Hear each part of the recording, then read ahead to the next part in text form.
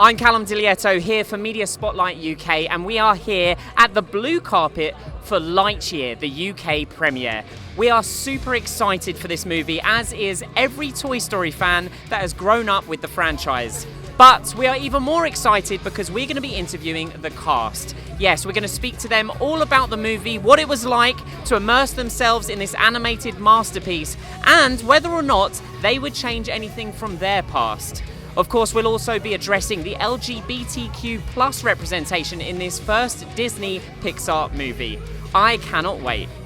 So obviously, being a real-life astronaut in this film, how accurate is it?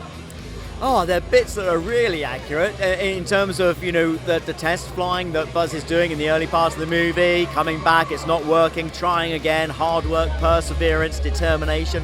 That's everything you need to become an astronaut. And then later on, he's thinking about teamwork and collaboration. He realizes he's made some mistakes and you can't do everything yourself. And again, great messages to take away. That's how we work in the astronaut corps. It's about a team effort. Hi, both of you. Congratulations on the movie. Thank you so much.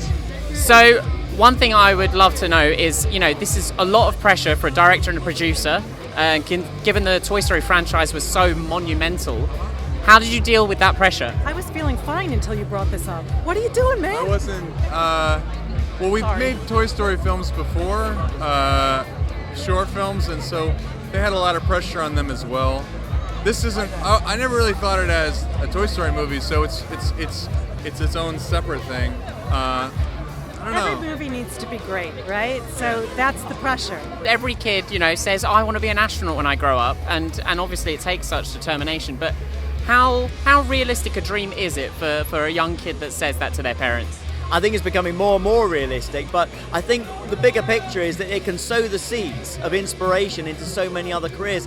If you don't make it to become an astronaut, but you're interested in space or technology or engineering, you've opened the doors of opportunity. There are so many other things you can go and do with the skills that you would have studied to try and become an astronaut. Sure, not everybody can be it, but we can all dream big and we can all aim to achieve and aspire to achieve the best that we can be. Hi, Kiki. So one of the things that I loved about this film was the LGBTQ plus representation in a Disney Pixar movie. Yeah, I mean, that's incredible. Disney Pixar has a huge audience, and I feel like the audience is represented by LGBTQ plus, black people, women, men, all kinds of people, and so I think it's important that they continue to represent the world as it is, and so I love them for doing that because that's the reality. Hi, Tom. How are you? Not too bad. How are you? I'm good, thank you. So, this is probably the second thing that is focused around nostalgia. Stranger Things is one big nostalgic series, and Lightyear, for many Toy Story fans, I mean, it's been going, the whole franchise has been going for 30 years. So, for you, what's one of the fondest childhood memories when it comes to toys or the like? Ooh, I have to tell you, I grew up in East Germany, so we didn't have. I had a Disney-free childhood. Was very sad, obviously. But I didn't watch many animated movies when I was a kid. But I've done some catching up. I feel for you. You missed. I mean, Disney was such a big part, but nevertheless, you're still very happy and chipper. So you didn't need Disney for the happiness in your life.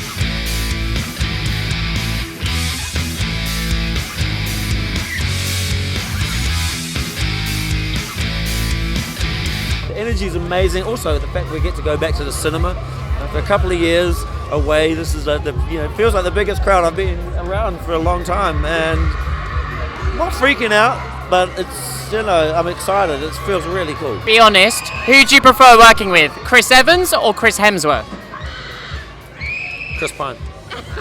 Now, obviously, time travel at the moment isn't a real thing, and being able to alter reality. But if it was, if you could go back in time to relive a moment and also to redo a moment, what would you do?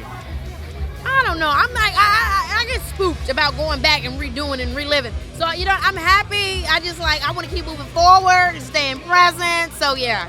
Whoa, I didn't expect that question. It's a big one. Actually, I wouldn't really like to go back in time. I would like to go in the future. Because obviously I probably won't be here to see it, at least not the real future. So I'm not really interested in going back. But that's what I really love about the movie, that it has this philosophical level, that it talks about many things that are also for adults, not only for kids, and that it gives you points to think about even after you've left the theater. I wouldn't redo anything because I would be afraid of what I would break, for sure. I mean, I have a wonderful husband and wonderful children and an amazing job, and I'm in London premiering a film. What would I want to change? To relive, I could definitely think of a lot of things. Probably the birth of my children, not from my perspective, from anybody else's perspective. I'm not sure I'd redo anything because things have worked out pretty well, and I wouldn't want to upset, the space-time continuum there and affect the future. But there are definitely moments I've loved in my life as when I was 18, exploring in Alaska. Wow, what an experience. Those early days of flying as well, wonderful stuff. All throughout my career, there's been some real highlights. As a test pilot, doing high-risk test sorties on aircraft, taking them beyond their limits. These have been points that have been real, really special in my life. I think this movie, just making the movie, has allowed me to realize to live in the moment and not worry about the past or stress out about the future. I love what we've done, and I wouldn't want to jeopardize that by breaking the space-time continuum. So I'm sure you understand. So for an adult, what was the key philosophical point that you think people should take away from it? Well, it's the whole time issue. It's a question: should you actually really strive for infinity, or should you make the best of the time that you have on this earth? And it's stuff like that. Obviously there are no easy answers to these questions, but they're they're worth thinking about. So maybe it's not to infinity and beyond. Maybe it's to reality and beyond. To the present. To the present.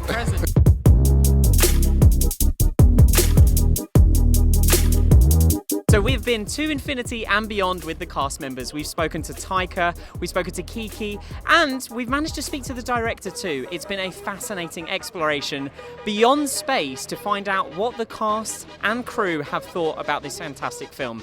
I can't wait for it to be released in cinemas, and neither can you. It's going to be one that we are all going to remember.